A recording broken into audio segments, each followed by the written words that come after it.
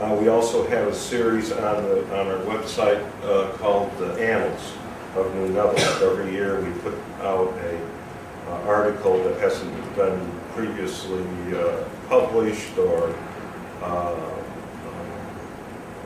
well, usually mostly my stuff right now. I'm encouraging people to send me things that they have written about New Netherland. Some little slice of life in the 17th century or a little anecdote or whatever that's run 3 or 4 pages. And we have, what, three or four annals right now. This was actually an idea of the Council of the Netherlands, the Council General of the Netherlands. They put money in it to get it started. We have a virtual tour which takes you from Albany or the Upper Hudson all the way to Delaware Bay. And the idea is to give a person a syncretic and diacratic view of the history of New Netherland. What is significant about certain sites. Albany takes you back to Beverwyck, takes you back to Rensselaerswyck, and it goes into the history so that you know the various layers of history up through the centuries and what has survived today. What is there to see if you were to go up there today? By the way, Russell Shorto wrote the text for the virtual tour. If you recognize his style of writing, he did 180-some pages for the website. This is how he repaid us for giving him access to all of our materials for his book, Island at the Center of the World. It's very, very good. Couldn't have been a better deal. I apologize, this is creeping along because I'm tied into the Harvard Club online Wi-Fi here. It's not a very good connection. They have a steam-powered connection. It's a very low. We're in the building this time. Our newest edition has been this Dutch American biographies. A retired person out in Buffalo, it was his idea. He approached us and said, I'd like to put these biographies up on the internet somewhere. Would you be interested? So he's been adding to this.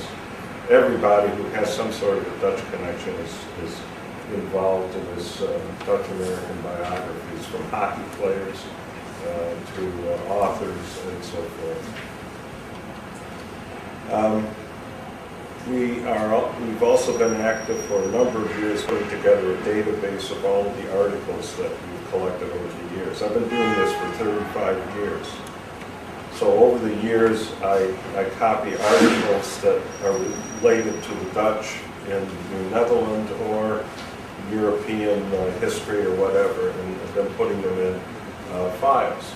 And we have 2 large file drawers full of these articles. And I think we have 800, how many now? 850 some entries now. And this is all secondary material. So it's added to, it'll be part of our bibliography eventually.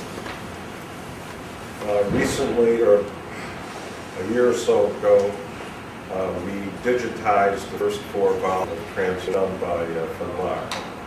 A company out in Rochester wanted to demonstrate how efficient they were for the library in scanning books.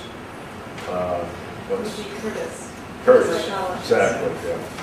Thank you. That time is up. 10 minutes is up. I gave you 2 more minutes. All right. Anything else you want to say? You used a lot of my time. I did. I'm going to give you some time. And you're using more right now. Not only did the first 4 volumes, but also the Curacao papers, they've all been digitized. What we're doing now is having somebody check the scans because there are mistakes on every page. Scans are not perfect, so we want a clean copy before we edit and put these up on the internet. All of this material will go up on the internet. Right. For 2009, we're doing a traveling exhibit of New Netherlands, and we're also working on a documentary film, about a 30-minute film of what we do on the project and how to translate and what we're finding and so forth. And this will all be available for use by anyone. And to the people in the exhibited at the Museum of New York. Right. I was only alluding to those things that Oh, I see. currently have Okay. those. Those aren't exclusive. They're just my thoughts. Anything, give you one more minute, right? I'm through. You finished? Unless Thank you. anybody has a question, I think, yeah, well, we'll take questions at the end. I'm going to actually jump the calendar a little bit because Dr. Rootman, I have to spell Rootman, has to remind I'd like to have Therese Israel jump in here. If you sit at the end of the table so we can tell them. Thank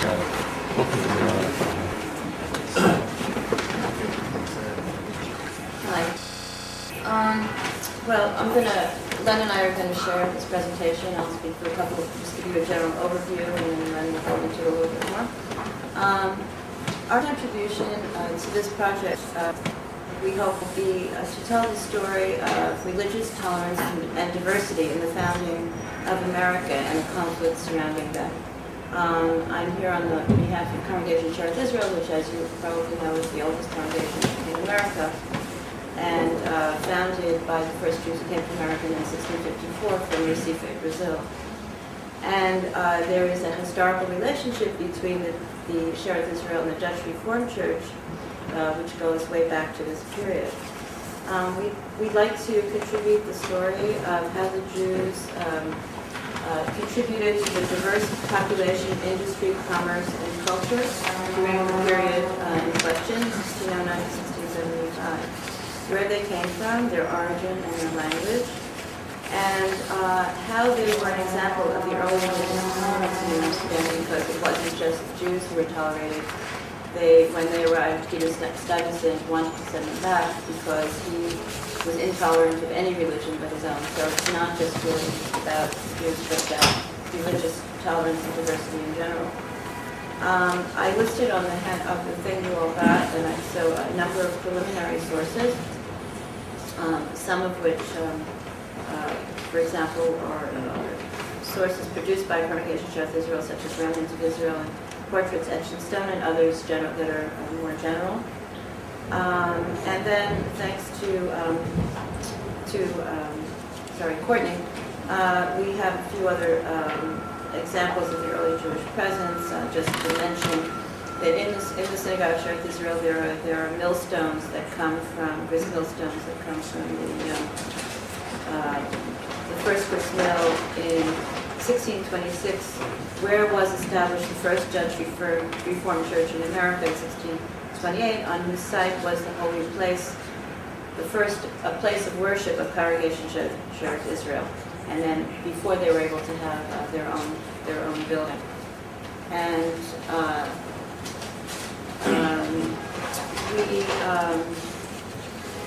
we hope to be able to contribute documents and photographs from very rich but not yet cataloged or really even researched archives of Shearith Israel. And also we might do some outreach to the American Jewish Historical Society, with which I'm familiar, and is an enormous, very, very rich archives. But, and we could also offer field trips in the context of field trips both to Shearith Israel and to the historic Chatham Square Cemetery. And we would like to get from this the possibility of having these archives cataloged, and if there was something that we might be helpful to us, and and to contribute to the organization and preservation of the archives of Congregation Shearith Israel. So that's sort of an overview, and now Len is going to speak to it. Good, thank you. And say again, Esme, you were with which institution?